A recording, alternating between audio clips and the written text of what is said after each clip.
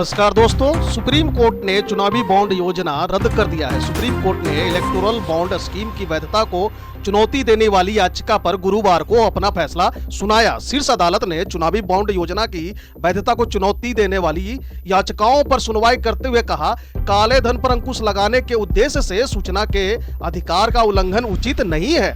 चुनावी बॉन्ड योजना सूचना के अधिकार और अभिव्यक्ति की आजादी का उल्लंघन है।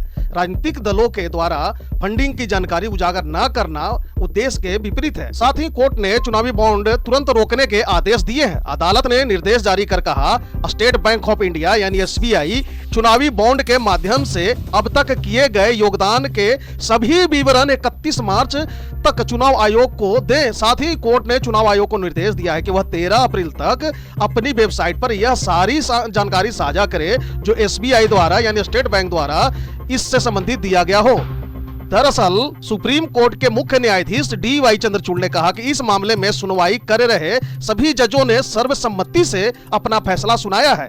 केंद्र सरकार की चुनावी बॉन्ड योजना की कानूनी वैधता को चुनौती देने वाली याचिकाओं पर सीजेआई डी.वाई. चंद्रचूड़ का कहना है कि दो अलग अलग फैसले हैं, एक उनके द्वारा लिखा गया और दूसरा न्यायमूर्ति संजीव खन्ना द्वारा, और दोनों फैसले सर्वसम्मत हैं। फैसला सुनाते हुए सीजेआई ने कहा कि चुनावी बॉन्ड सूचना के अधिकार का उल्लंघन है, सरकार से पूछना जनता का कर्तव्य है। इस फैसले पर जजों की एक मत राय है। सुप्रीम कोर्ट ने इसी मामले में आगे कहा, चुनावी बॉन्ड योजना का अनुच्छेद 19(1)(a) उल्लंघन है। कोर्ट ने इसे असंवैधानिक माना है। सुप्रीम कोर्ट ने चुनावी बॉन्ड योजना को रद्द कर दिया। सुप्रीम कोर्ट का कहना है कि चुनावी बॉन्ड योजना को असंवैधानिक करार देते हुए इसे रद्द करना ही होगा। दोस्तों, आइए थोड़ा ये समझ लेते हैं कि क्या है इलेक्टोरल बॉन्ड। भारत सरकार ने इलेक्टोरल बॉन्ड योजना की घोषणा 2017 में की थी।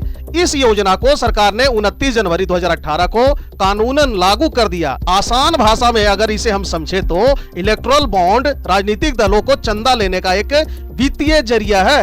यह एक वचन पत्र की तरह है जिसे भारत का कोई भी नागरिक या कंपनी भारतीय स्टेट बैंक की चुनिंदा शाखाओं से खरीद सकता है।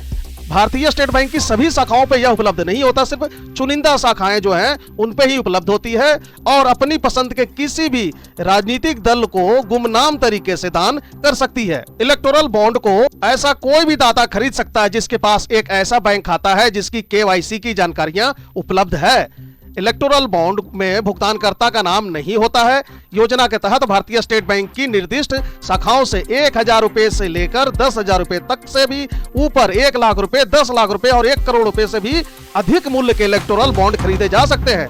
चुनावी बॉन्ड के अवधि केवल 15 दिनों की होती है, जिसके दौरान इसका इस्तेमाल सिर्फ जन प्रतिनिधित्व अधिनियम के तहत पंजीकृत राजनीतिक दलों को दान देने के लिए किया जाता है। केवल उन्हीं राजनीतिक दलों को इलेक्टोरल बॉन्ड के जरिए चंदा दिया जा सकता है जिन्होंने लोकसभा या विधानसभा के लिए पिछले आम चुनाव में डाले गए वोटों का कम से कम 1% वोट हासिल किया हो।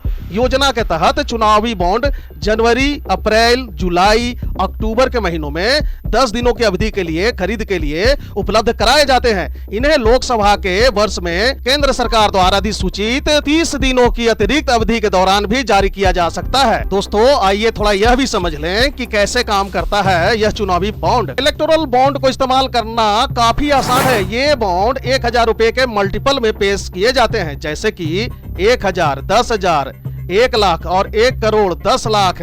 इसी तरह के रेंज में यह उपलब्ध होता है। ये आपको एसबीआई के कुछ चुनिंदा शाखाओं पर आपको मिल सकते हैं। कोई भी डोनर जिनका केवाईसी कंप्लेंट अकाउंट हो इस तरह के बॉन्ड को खरीद सकते हैं और बाद में इन्हें किसी भी राजनीतिक पार्टी को डोनेट किया जा सकता है। इसके बाद रिसीवर इसे कैश कन्वर्ट करवा सकता है। इसे कैश करवाने के लिए पार्टी के वेरीफाइड अकाउंट का यूज किया जाता है। इलेक्टोरल बॉन्ड भी सिर्फ 15 दिन के लिए वैलिड होता है। दोस्तों, थोड़ा यह भी जान लें कि यह यानी कि इलेक्टोरल बॉन्ड किसे मिलता है। अभी हमने बात किया कि यह बॉन्ड कौन खरीद सकता है। अब यह जान लेते हैं कि यह बॉन्ड इशू कौन करता है या इसके लिए या किसके लिए इशू हो सकता है और कैसे। आखिर कोई तो इस तरह का बॉन्ड इशू करता होगा, तभी तो यह बॉन्ड बिक्री के लिए एसबीआई यानी कि स्टेट बैंक ऑफ इंडिया में अवेलेबल है। तो इसलिए अब यह समझ लेते हैं कि यह इशू कैसे होता है और कहां से मिलता है यह बॉन्ड। दरअसल देश में जितने भी पंजीकृत राजनीतिक दल हैं उन्हें यह बॉन्ड मिलता है, लेकिन इसके लिए शर्त यह है कि उस पार्टी को पिछले आम चुनाव में कम से कम 1% या उससे ज्यादा वोट मिले हो, ऐसी ही पंजीकृत पार्टी इलेक्टोरल बॉन्ड के जरिए चंदा पाने का हकदार होगी। सरकार के मुताबिक इलेक्टोरल बॉन्ड के जरिए ब्लैक मनी पर अंकुश लगेगा और चुनाव में चंदे के तौर पर दिए जाने वाली रकम का हिसाब किताब रखा जा सकेगा। इससे चुनावी फंडिंग में सुधार होगा।